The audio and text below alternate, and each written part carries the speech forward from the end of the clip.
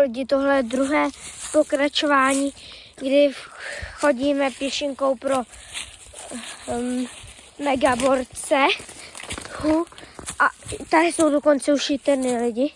Doufám, že jste viděli předchozí díl. Tak, co je tady to? Nevím, nějaký klacek. Divný. Možná 1000 let starý, proto byl tak plesnivý. Tak jo lidi, už je to tu zase příjemnější a vidím, že je tu hodně odpadků. A lidi, tam tudy už se nedokážu dostat. Takže tohle byla asi pěšinka pro borce. Doufala jsem, že se toho tu dozvíme víc. Ale tady už se i dokonce líp vychází. No takže je to dobrý.